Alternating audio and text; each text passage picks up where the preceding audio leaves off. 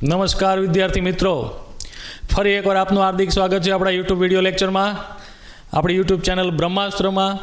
આજે આપણે એક નવા ચેપ્ટર સાથે આગળ વધવાના છીએ, જે ખૂબ જ અગત્યનું ચેપ્ટર છે, સહેલું ચેપ્ટર છે, બહુ જ નાનું ચેપ્ટર છે. તમારો અભ્યાસક્રમ ઘટાડ્યા પછી આ ચેપ્ટર એકદમ સહેલું થઈ ગયું છે, અને પેપર સ્ટાઇલ ચેન્જ થયા પછી જે આ ચેપ્ટરમાંથી 4 માર્ક્સનો દાખલો પૂછાતો કોમન, એ નીકળી ગયો છે. એક બેઝિકવાળાને આવે છે, એ પણ નાનો એવો દાખલો આવે છે, મસ્ત મજાનો નાનો એવો દાખલો. જે પહેલાં જેવા ઇમ્પોર્ટેન્ટ પ્રશ્નો હતા, બધા અઘરા હતા, એ બધું જ નીકળી ગયું. એકદમ સહેલું ચેપ્ટર કરી નાખ્યું છે, બરાબર છે. તો ચાલો જોઈએ આ ચેપ્ટર નંબર 4, દ્વિઘાત સમીકરણ. દ્વિઘાત સમીકરણ, નામ જેવા ગુણધર્મો. વિદ્યાર્થી મિત્રો, બહુપદી ચેપ્ટર તમે ભણ્યા જ છો, બરાબર છે ને. દ્વિઘાત બહુપદી હતી એમાં આવતી, બરાબર. બસ એનું અપડેટેડ વર્ઝન એટલે દ્વિઘાત સમીકરણ. નથિંગ ન્યૂ, બધું જૂનું, એના જ જેવું. તો આપણે શરૂઆતમાં ચર્ચા કરી લઈએ આ ચેપ્ટરમાંથી કેટલા માર્ક્સનું પૂછાય છે. તો બેઝિકવાળા બાળકો, જેણે બેઝિક મેથ્સ લીધું છે, એના માટે આ ચેપ્ટર છે 7 માર્ક્સનું જનરલ ગુણભાર સાથે. ચલો, જનરલ ગુણભાર સાથે બેઝિકવાળા બાળકો માટે આ ચેપ્ટર છે 7 માર્ક્સ. અને સેમ વસ્તુ સ્ટાન્ડર્ડ મેથ્સ લીધું છે એના માટે પણ 7 માર્ક્સનું આ આપણું ચેપ્ટર છે, બરાબર છે વિદ્યાર્થી મિત્રો. હવે આમાંથી 1 માર્ક્સ, 2 માર્ક્સ, 4 માર્ક્સના પ્રશ્નો પૂછાય છે. સહેલું, પહેલી વાર એવું બને છે કે આ ચેપ્ટર સહેલું છે સ્ટાન્ડર્ડવાળા માટે. 1 માર્ક્સ ને 2 માર્ક્સના જ પ્રશ્નો છે, બરાબર. પણ બેઝિકવાળા માટે આ ચેપ્ટરમાંથી હેતુલક્ષી પ્રશ્નો પૂછાય છે. 2 માર્ક્સનો છે ને 4 માર્ક્સનો છે, એવી રીતે છે. 4 માર્ક્સનો પ્રશ્ન બેઝિકવાળાનામાંથી આવે છે, પણ એ પણ નાનો એવો પ્રશ્ન આવે છે, એકદમ સહેલો. 8મા ધોરણમાં પણ આપણે આ રીતનું એક સમીકરણ આવતું, સમીકરણવાળું ચેપ્ટર, એના ઉપરથી આપણે જે ઉકેલ મેળવતા હતા એ જ રીતે, બરાબર. 8મા 9મા ધોરણમાં આ રીતે આવતું, પણ એમાં સુરેખ સમીકરણ વિશે ભણ્યા હતા. હવે થોડુંક આગળ દ્વિઘાત સમીકરણ, 2 ઘાત આવતી હોય, બરાબર છે ને વિદ્યાર્થી મિત્રો. એકદમ સહેલું છે, મજા જ આવી જાય એવું છે, બરાબર. નાની વસ્તુઓ છે બેઝિક. જો તમને બહુપદીવાળું ચેપ્ટર એકદમ ક્લિયર હશે, બરાબર, બહુપદી એમાં તમે શૂન્ય શોધતા હતા, બરાબર છે ને. આપેલ બહુપદીના શૂન્ય શોધો, એ તમને આવડતું હશે, એટલે આમાંથી 2 માર્ક્સના દાખલા તો એકદમ ઇઝીલી નીકળી જશે, સમજ્યા ને. ચાલો શરૂ કરીએ આપણું આ ચેપ્ટર દ્વિઘાત સમીકરણ. પહેલું જ દ્વિઘાત બહુપદી. તો દ્વિઘાત બહુપદી વિશે થોડીક તમને માહિતી આપી દઈએ, રિવાઇન્ડ કરાવી દઈએ, બરાબર. દ્વિઘાત બહુપદી કહેવાય કોને? તો આપણે બહુપદીવાળા ચેપ્ટરમાં જોયું દ્વિઘાત બહુપદી એટલે થાય શું? તો કે આપેલ જે બહુપદીમાં ચલની ઘાત 2 હોય તેને દ્વિઘાત બહુપદી કહેવાય. ચલની ઘાત યાદ છે ને, ચલની ઘાતના આધારે બહુપદીના પ્રકાર નક્કી કર્યા તેમાં, બરાબર. દ્વિઘાત બહુપદી, ચલની ઘાત 2 હોય તેવી બહુપદીને દ્વિઘાત બહુપદી કહેવાય. ઓકે, ક્લિયર છે. હવે દ્વિઘાત બહુપદી એના પ્રમાણિત સ્વરૂપના આધારે વ્યાખ્યા આપીએ. જો p ઓફ x બરાબર ax² વત્તા bx વત્તા c, જ્યાં આપણે ખબર છે પહેલું પદ 0 ન હોય, a does not equal to 0, તેમજ a b c belongs to R હોય,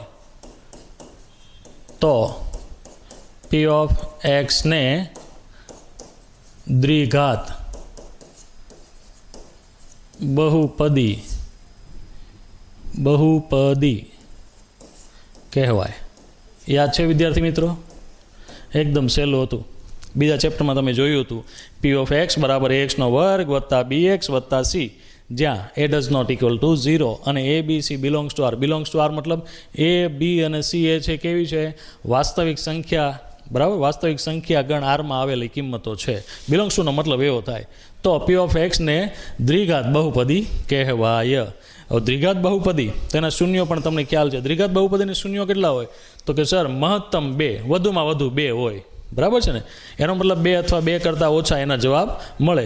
હવે આનું જ અપડેટેડ વર્ઝન દ્વિઘાત સમીકરણ, આની જ જેવું દ્વિઘાત બહુપદી છે. તમને ખબર છે 7મા 8મા ધોરણમાં તમને શીખવાડવામાં આવ્યું છે સમીકરણ કઈ રીતે બને. તો બરાબરની સામે 0 લખવાનું આવે, બરાબર. તો સેમ વસ્તુ આ p ઓફ x ની જગ્યાએ તમે 0 લખી નાખો તો આ સમીકરણ બની ગયું, બરાબર છે ને. અને દ્વિઘાત એટલે જે સમીકરણમાં ચલની ઘાત 2 હોય એવા સમીકરણને દ્વિઘાત સમીકરણ કહેવાય. ઓકે છે? બરાબર છે. ચાલો દ્વિઘાત સમીકરણમાં આવીએ. દ્વિઘાત બહુપદી બેઝિક વસ્તુ હતી, કહી દીધી. હવે દ્વિઘાત સમીકરણ. ચાલો દ્વિઘાત સમીકરણ. તો દ્વિઘાત બહુપદી પી ઓફ એક્સમાં પી ઓફ એક્સની જગ્યાએ તમે 0 લખી નાખો તો જે સમીકરણ બને તેને દ્વિઘાત સમીકરણ કહેવાય. આપણે વ્યાખ્યા લખશું થોડીક નાની એવી, બરાબર, તમને જલ્દી સમજાઈ જાય એવી. દ્વિઘાત બહુપદી પી ઓફ એક્સમાં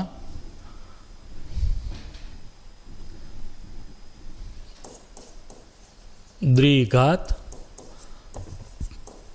બહુપદી પી ઓફ એક્સ બરાબર ax નો વર્ગ વત્તા bx વત્તા c માં પી ઓફ એક્સ બરાબર 0 એટલે કે ax નો વર્ગ પ્લસ bx પ્લસ c બરાબર 0, જ્યાં a does not equal to 0 તેમજ a b c belongs to R ને દ્વિઘાત સમીકરણ કહેવાય. દ્વિઘાત સમીકરણ કહેવાય. રેડી છે વિદ્યાર્થી મિત્રો? દ્વિઘાત બહુપદી જો ભૂલી જાવ તો બહુપદીમાં પી ઓફ એક્સ આવતું, પી ઓફ વાય આવતું, બરાબર, એની જગ્યાએ 0 મૂકી દેવાનું અને એની સામે એનું પ્રમાણિત સ્વરૂપ લખ નાખો એટલે તમારું સમીકરણ બની જાય. દ્વિઘાત બહુપદીમાં પી ઓફ એક્સની જગ્યાએ તમે 0 લઈ લ્યો તો આ રીતનું સમીકરણ બને. કંઈક જો દ્વિઘાત બહુપદીમાં પી ઓફ એક્સની જગ્યાએ તમે 0 લઈ લ્યો તો આ રીતનું કંઈક સમીકરણ બન્યું, તો આને કહેવાય દ્વિઘાત સમીકરણ. સમજ્યા છે ને? સહેલું. ઓકે, ચાલો હવે એનું પ્રમાણિત સ્વરૂપ. દ્વિઘાત સમીકરણનું પ્રમાણિત સ્વરૂપ પરીક્ષામાં હેતુલક્ષી પ્રશ્નોમાં પૂછાય. આપેલ સમીકરણને પ્રમાણિત સ્વરૂપમાં ફેરવો એવા પ્રશ્નો પૂછાય છે. તમને સમીકરણ આપેલું હોય, કોઈ કિંમત લખેલી હોય કે x/4 વત્તા 5 બરાબર 7/8 ને પ્રમાણિત સ્વરૂપમાં ફેરવો. x² / 4 વત્તા 5x બરાબર 1/2 આ રીતના પ્રશ્નો પૂછેલા હોય, બરાબર છે, તો એને પ્રમાણિત સ્વરૂપમાં ફેરવવાના કહે તો તમારે એના પરથી ઓળખવું પડે, બરાબર છે ને? ચાલો આનું પ્રમાણિત સ્વરૂપ શું થાય? દ્વિઘાત બહુપદીનું પ્રમાણિત સ્વરૂપ શું થાય? લખેલું જ છે, વ્યાખ્યામાં આવી ગયું, તેમ છતાં આપણે અલગથી લખીશું. ax² વત્તા bx વત્તા c બરાબર 0, જ્યાં a does not equal to 0 તેમજ a b c belongs to R. આ છે એનું પ્રમાણિત સ્વરૂપ, બરાબર. આ શરત ખાસ યાદ રાખવી, શરત અગત્યની છે, શરત લખવાની હોય. પ્રમાણિત સ્વરૂપ કીધું હોય ત્યાં શરત યાદ રાખવી. પહેલું પદ ક્યારેય 0 હશે નહીં તમારું, બરાબર, ખાસ જોજો. દ્વિઘાત બહુપદી લ્યો કે દ્વિઘાત સમીકરણ લ્યો, એમાં પહેલું પદ ક્યારેય 0 નહીં હોય. પહેલું પદ એટલે x² સહગુણક એ ક્યારેય 0 નહીં આવે. જો એ 0 આવે તો આ પદ 0 થઈ ગયું ને, તો પાછળ તો શું વધ્યું? x ની 1 ઘાત વધ્યું, તો સુરેખ સમીકરણ વધ્યું. અને આપણું ચેપ્ટર તો છે દ્વિઘાત સમીકરણ, તો ખાસ યાદ રાખજો, બરાબર. નાની એવી વસ્તુ છે પણ યાદ રાખવાનું છે, સમજ્યા? ચાલો હવે એના ઉદાહરણ જોઈએ. દ્વિઘાત સમીકરણના ઉદાહરણ. શરત એટલી જ કે પહેલું પદ ક્યારેય 0 ન હોવું જોઈએ. પહેલું પદ એટલે x² વાળું પદ 0 હોવું ન જોઈએ. બાકી ગમે તે પદ 0 લખ નાખો ચાલે, પણ પહેલું પદ હોવું જોઈએ તમારી પાસે, સમજ્યા? ચાલો એના ઉદાહરણ જોઈએ. પ્રમાણિત સ્વરૂપ જેવું જ એક બનાવીએ. પ્રમાણિત સ્વરૂપના આધારે જ એક બનાવીએ. પહેલું ઉદાહરણ, 2x² વત્તા 3x વત્તા 4 બરાબર 0. જોઈ લો, x² સહગુણક આપેલો છે, x નો સહગુણક છે અને 4 અચળ પદ આપેલું છે. જો તો છે પ્રમાણિત સ્વરૂપ જેવું જ. 2x² વત્તા 3x વત્તા 4, x² વાળું પદ, x વાળું પદ અને છેલ્લે અચળ પદ બરાબર 0. યાદ રાખજો, બરાબરની સામે 0 સાદુરૂપ આપવું પડે. જો પરીક્ષામાં બરાબરની સામે કિંમત આપી દીધી હોય ને તો સાદુરૂપ આપીને પ્રમાણિત સ્વરૂપમાં ફેરવજો, સમજ્યા? પરીક્ષામાં પૂછાય 1 માર્ક્સના પ્રશ્નમાં નીચે આપેલ સમીકરણને દ્વિઘાત સમીકરણ એટલે કે પ્રમાણિત સ્વરૂપમાં ફેરવો. દ્વિઘાત સમીકરણના પ્રમાણિત સ્વરૂપમાં ફેરવો, સમજ્યા? ચાલો હજી એક ઉદાહરણ જોઈએ તમારા માટે. ઉદાહરણ નંબર 2. હું એમ કહું કે x² વત્તા 5 બરાબર 0. હવે તમે કહેશો સર હવે અહીંયા તો 3 પદ હતા દ્વિઘાત સમીકરણમાં, પણ શરત કઈ હતી કે પહેલું પદ 0 ન હોવું જોઈએ. પહેલું પદ 0 ન હોવું જોઈએ. પહેલું પદ એટલે શું થાય તો કે એક્સના વર્ગવાળું પદ. એક્સના વર્ગનો સહગુણક કાંઈ નથી તો કેટલો કહેવાય? 1 તો કહેવાય ને. એટલે 1 એક્સનો વર્ગ વત્તા 5, બાકીના પદ 0 હોય તો ચાલે. એટલે આ છે આપણું દ્વિઘાત સમીકરણ. યાદ રાખજો, એક્સના વર્ગવાળું પદ અંદર સમીકરણમાં હોવું જોઈએ અને મોટા મોટી ઘાત 2 જ હોવી જોઈએ. 2 થી મોટી ઘાત ન હોવી જોઈએ. આ ખાસ ધ્યાન રાખજો પાછા, નકર એક્સની 4 ઘાત વત્તા એક્સનો ઘન વત્તા એક્સની 2 ઘાત વત્તા 1 એવું સમીકરણ આપ્યું હોય તો તમે પાછા કહેજો સર આમાં 2 ઘાત આવી એટલે આ છે. એમ નહીં ભાઈ, મોટા મોટી ઘાત 2 હોવી જોઈએ. બરાબર? એનાથી નાની ઘાત ન હોય તો ચાલે, પણ મોટા મોટી ઘાત 2 હોવી જોઈએ. આ પદ હોવું જોઈએ. ખાસ ધ્યાનમાં રાખજો. હજી એક ઉદાહરણ લઈએ. ઉદાહરણ નંબર 3. હું એમ લખું કે -2 એક્સનો વર્ગ બરાબર 0. ચલો, તો આ પણ દ્વિઘાત સમીકરણ કહેવાય. કેમ તો કે એક્સના વર્ગવાળું પદ છે. બરાબર? એની સિવાયને એકે પદ નથી, ચાલે, કહેવાય. બરાબર? ચાલો, એની પછીનું હજી એક ઉદાહરણ લઈએ, વર્ગમૂળવાળું. હું એમ કહું કે વર્ગમૂળમાં 2 એક્સનો વર્ગ વત્તા 3 બરાબર 0. તો આ પણ છે, આપણે તો એક્સના વર્ગ આરે લેવા દેવા ને, એક્સના વર્ગવાળું પદ આપેલું છે. હજી એક પ્રશ્ન જુઓ, હજી એક પ્રશ્ન અલગ રીતે. 5 નંબર. એક્સનો વર્ગ વત્તા 1/x બરાબર 0. ચલો, આમાં એક્સના વર્ગવાળું પદ છે અને એક્સવાળું પદ છે. તો બહુપદીવાળું ચેપ્ટર યાદ કરો. બહુપદીમાં તમને કીધું હશે કે બહુપદીમાં જે ચલ આપેલો હોય એ ચલની ઘાત ક્યારેય માઇનસ ન હોવી જોઈએ અને અપૂર્ણાંક સંખ્યામાં ન હોવી જોઈએ. તો અને તો જે બહુપદી બને. હવે 1/x છે. બરાબર? તમે એને ઉપર લઈ જાઓ એટલે એક્સની કેટલી ઘાત થઈ? એક્સનો વર્ગ એટલે એક્સની -1 ઘાત થઈ ને. ઘાત અને ઘાતાંકના નિયમો યાદ છે ને. છેદમાં જે ઘાત હોય એને અંશમાં લઈ જવું હોય તમારે આખું પદ તો ઘાતની નિશાની ફરે. પ્લસ હોય તો માઇનસ થાય ને માઇનસ હોય તો પ્લસ થાય. એક્સની કેટલી ઘાત આવી? માઇનસ ઘાત આવી ને. એટલે આ રીતનું સાદુરૂપ થયું. તો આ દ્વિઘાત સમીકરણ કહેવાય નહીં. કેમ તો કે ચલની ઘાત સર માઇનસ આવી અને ચલની ઘાત ક્યારે માઇનસ કે અપૂર્ણાંક સંખ્યા હોવી જોઈએ નહીં. બરાબર? તો આ દ્વિઘાત સમીકરણ છે નહીં. સમજ્યા? કોને કહેવાય? તો ખાસ યાદ રાખજો, પ્રમાણિત સ્વરૂપ છે એની જેવા ઉદાહરણ છે. મને ખબર જ છે તમને દ્વિઘાત બહુપદીમાં શીખેલા જ છો, તેમ છતાં શોર્ટ રિવિઝન. ચાલો, એના પછી 2 નોંધ છે. ઈસવીસન 1025માં ભારતીય ગણિત શાસ્ત્રી શ્રીધર આચાર્ય એમણે દ્વિઘાત સમીકરણનું સૂત્ર આપેલું. ભારતીય ગણિત શાસ્ત્રી શ્રીધર આચાર્ય. પરીક્ષા માટે અગત્યનો પ્રશ્ન છે. પરીક્ષામાં ઘણીવાર આ પ્રશ્ન પૂછાઈ ગયો છે. બરાબર? દ્વિઘાત સમીકરણનું સૂત્ર કોણે આપ્યું? તો કે શ્રીધર આચાર્ય. તો ભારતીય ગણિત શાસ્ત્રી શ્રીધર આચાર્યએ દ્વિઘાત સમીકરણનું સૂત્ર આપ્યું. આથી આ સમીકરણને, આ સૂત્રને દ્વિઘાત સૂત્ર તરીકે ઓળખાય છે, અથવા તો શ્રીધર આચાર્યના સૂત્ર તરીકે પણ ઓળખાય છે. જોજો, દ્વિઘાત સમીકરણ ઉકેલવાનું સૂત્ર ઈસવીસન 1025માં ભારતીય ગણિતશાસ્ત્રી શ્રીધર આચાર્યએ આપેલું. આથી તેને એટલે કે દ્વિઘાત સૂત્રને શ્રીધર આચાર્યના સૂત્ર તરીકે પણ ઓળખવામાં આવે છે. ધ્યાન રાખજો, પરીક્ષા માટે 1 માર્ક્સનો પ્રશ્ન છે, અગત્યનો છે, પરીક્ષામાં પૂછાઈ શકે. બરાબર? ચાલો, એને પછી દ્વિઘાત સમીકરણને વધુમાં વધુ 2 ઉકેલ હોઈ શકે. દ્વિઘાત બહુપદીમાં તમે જોયું, જેટલી ઘાત હોય એટલા મહત્તમ શૂન્ય હોય. દ્વિઘાતમાં કેટલી ઘાત આવે? 2 ઘાત આવે. તો આને 2 શૂન્ય હોય, પણ વધુમાં વધુ. બરાબર છે? 2 થી વધારે નહીં, 2 કરતાં ઓછા હોઈ શકે અને 2 પણ હોઈ શકે. 2 અથવા વધુમાં વધુનો મતલબ તો તમને ખબર છે ને, વધુમાં વધુ 2 એટલે 2 અથવા 2 કરતાં ઓછા. ખાસ યાદ રાખજો. ચલો, ક્લિયર? આ બેઝિક માહિતી હતી.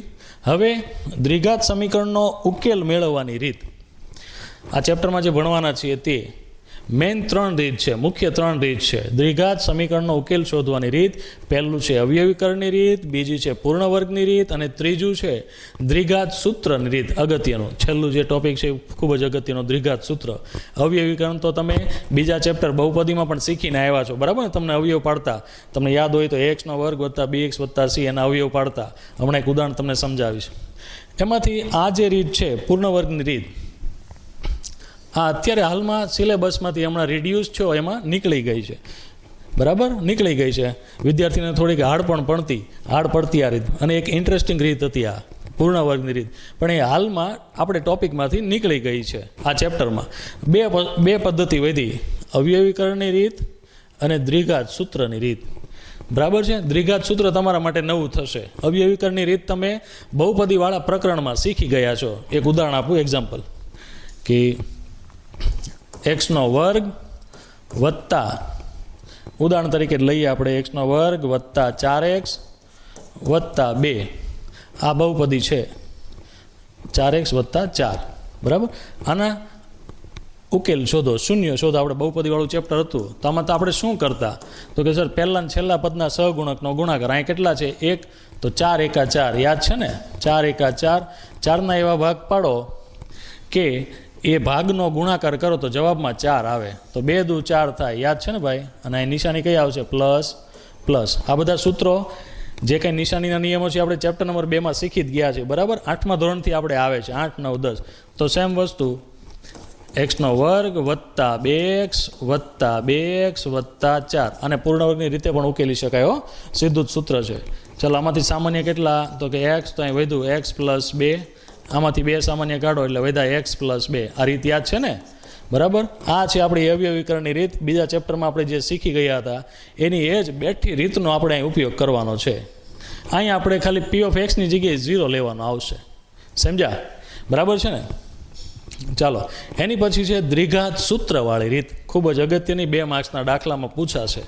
લખી જ રાખજો, પૂછાશે. 2 માર્ક્સના દાખલામાં દ્વિઘાત સૂત્રનો ઉપયોગ કરી ઉકેલ શોધો. પરીક્ષામાં સૂચના શું હશે એ તમને કહી દઉં.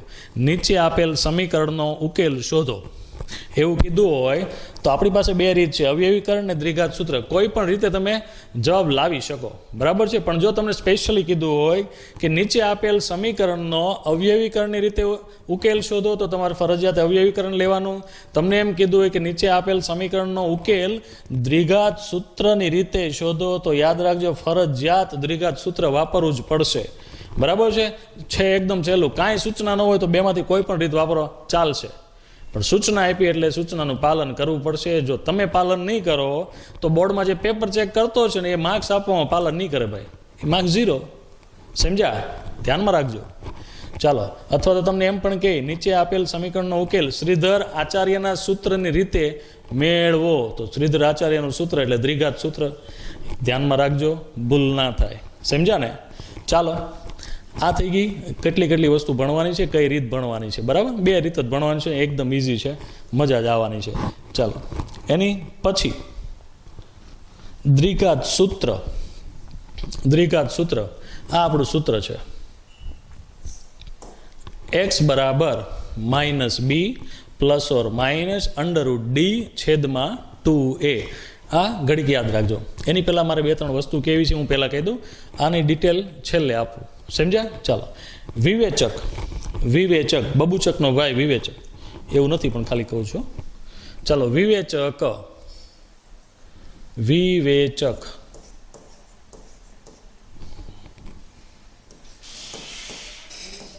વિવેચક વિવેચક એટલે થાય શું? તો દ્વિઘાત સમીકરણ છે આપણું ax² + bx + c બરાબર 0. બરાબર. આપણું સમીકરણ છે દ્વિઘાત સમીકરણ ax² + bx + c. એમાં b² - 4ac ને વિવેચક કહેવાય. દ્વિઘાત સમીકરણમાં b² - 4ac આ સૂત્ર છે. b² - 4ac ને વિવેચક કહેવાય. હવે વિવેચકનો સંકેત છે d અથવા ડેલ્ટા, ત્રિકોણ જે છે ને એ. બરાબર. પણ આપણે અત્યારે આમાં તમારા ધોરણમાં કેપિટલમાં d સંકેત આવી ગયો છે. વિવેચકને ડેલ્ટા પણ કહેવાય. ડેલ્ટા એનો સંકેત કેપિટલમાં d અથવા ડેલ્ટા તમે વિજ્ઞાનમાં જોયું હશે. ડેલ્ટા. બરાબર. વિજ્ઞાનમાં તમારે આ સંકેત આવે છે. પણ હાલમાં આપણે વિવેચક અને d, કેપિટલમાં d, આનો ઉપયોગ કરીશું. તમે આ કરો તો પણ ચાલે, ખોટું પડશે નહીં. બરાબર. કેપિટલમાં d. ચાલો, એટલે કે d એટલે કે વિવેચકની કિંમત કેટલી? b² - 4ac. અગત્યની વસ્તુ ધ્યાનમાં રાખવી. ડેલ્ટાની કિંમત કેટલી? તો કે સર b² - 4ac. યાદ રાખજો ભાઈ, અગત્યની વસ્તુ છે. તમારે દ્વિઘાત સૂત્રનો ઉપયોગ કરવો હશે એટલે જો સૂત્રમાં જો d આવ્યો, √d આવ્યો ને, તો d ની કિંમત તમારે શોધવી પડશે ને પાછી. એટલે ડેલ્ટાનું સૂત્ર છે આપણી પાસે b² - 4ac. સમજ્યા? યાદ રાખજો. હવે દ્વિઘાત સમીકરણના બીજ શોધો અથવા ઉકેલ શોધો એવું કહે તમને. હવે દેખીતી વાત છે, વધુમાં વધુ કેટલા બીજ મળે, ઉકેલ કેટલા મળે દ્વિઘાત સમીકરણ? 2 ઉકેલ મળે. તો આપણે બહુપદીવાળા ચેપ્ટરમાં કીધું હતું મહત્તમ 2, એટલે કે વધુમાં વધુ જો 2 શૂન્યો મળતા હોય તો એ શૂન્યો આપણે કયા લેતા? આલ્ફા અને બીટા લેતા. યાદ છે? શૂન્યનો સરવાળો, શૂન્યનો ગુણાકાર, એમાં આલ્ફા બીટા આવતું. તો એમ પણ આમાં એવી રીતે જ ધારી લીધું, ધારો કે દ્વિઘાત સમીકરણના બીજ આલ્ફા અને બીટા હોય તો આલ્ફા બરાબર કયું સૂત્ર અને બીટા બરાબર કયું સૂત્ર? રેડી? ચાલો, સૂત્ર આના પરથી જ આવે છે. ડાયરેક્ટ કિંમત જો શોધવી હોય તો આલ્ફા બરાબર -b પ્લસ અંડરરૂટ ડેલ્ટા, એટલે ડીની કિંમત મળે એ તમારે અહીં મૂકીને એનું વર્ગમૂળ કાઢવાનું, છેદમાં 2a, અને બીટા બરાબર -b માઇનસ અંડરરૂટ ડેલ્ટા છેદમાં 2a. આ છે એના સૂત્ર આલ્ફા અને બીટાના. સમજ્યા? ઓકે, આ સૂત્ર ડાયરેક્ટ કરવા હોય તો. રેડી? ચાલો, હવે દ્વિઘાત સૂત્ર વિશે સમજાવી દઈએ થોડુંક.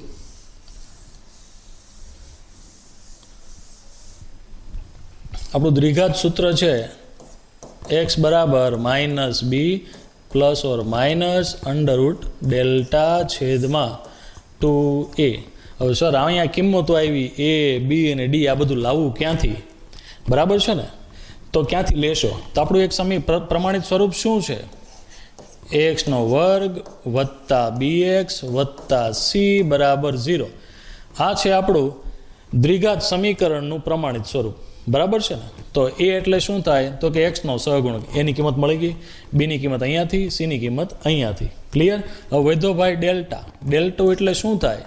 ડેલ્ટુ વિવેચકનું સૂત્ર b² - 4ac.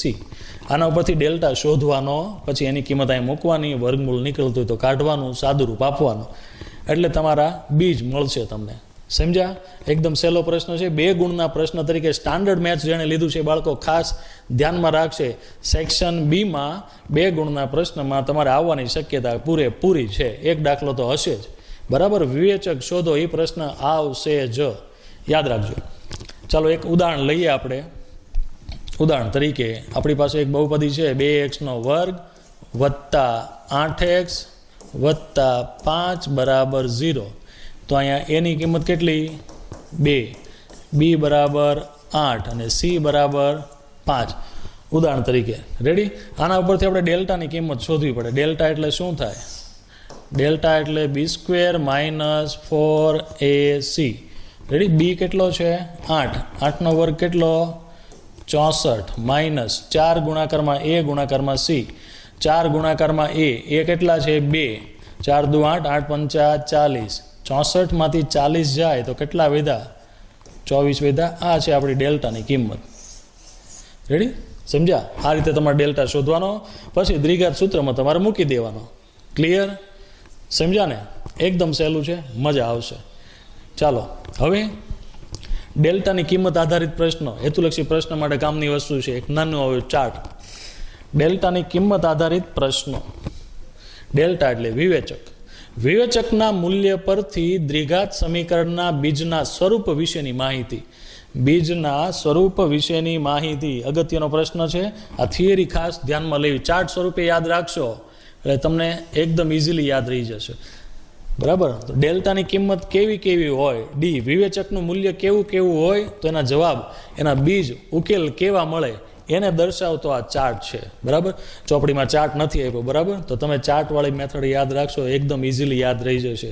પરીક્ષામાં ઘણીવાર ડાયરેક્ટ જવાબ લખવા હશે ને, તમારે હેતુલક્ષી પ્રશ્ન પૂછાય, એમાં જો તમારે ડાયરેક્ટલી જવાબ આપવો હશે તો પણ તમે આપી શકો.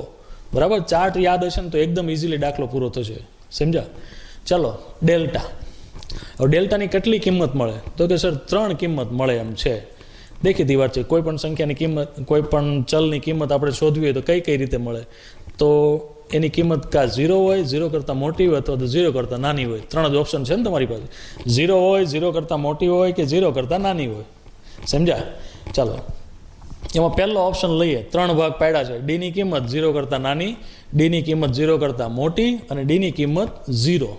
એમાં પહેલું એકદમ ઇઝી. જો ડીની કિંમત 0 કરતાં નાની મળે, હવે 0 કરતાં નાની હોય એટલે તમારો ડેલ્ટા, તમે જે વિવેચકનું મૂલ્ય જે શોધો છો ને, ડેલ્ટા બરાબર બી સ્ક્વેર માઇનસ 4ac, બી સ્ક્વેર માઇનસ 4ac. આનું તમે સાદુરૂપ આપો અને જવાબ 0 કરતાં નાનો, જોજો જવાબ 0 કરતાં નાનો, ડેલ્ટાની કિંમત 0 કરતાં નાની હોય એનો મતલબ જવાબ કેવો આવે? ઋણ સંખ્યામાં આવે. 0 કરતાં નાનું એટલે કે ઋણ સંખ્યા. ડેલ્ટાની કિંમત જો ઋણ મળે, ઋણ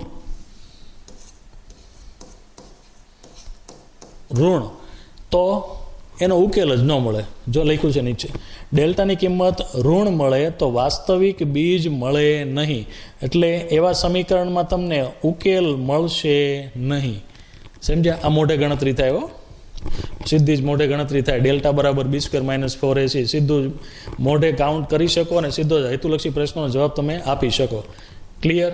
ચાલો, ડેલ્ટાની કિંમત 0 એટલે કે ઋણ હોય તો જવાબમાં શું આવે? વાસ્તવિક બીજ મળે નહીં.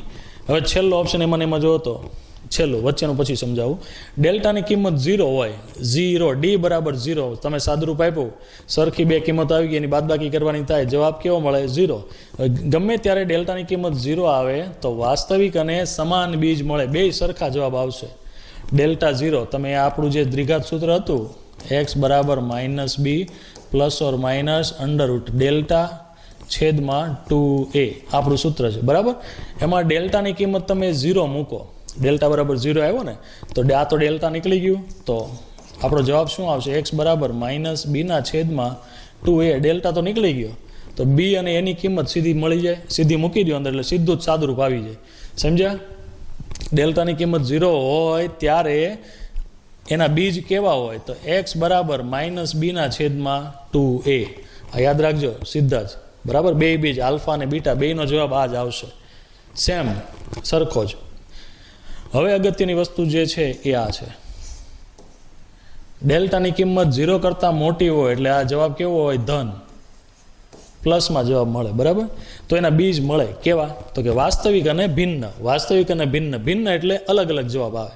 ઓકે, 0 હોય તો વાસ્તવિક અને સમાન બીજ, 0 કરતાં નાનું હોય તો બીજ મળે નહીં.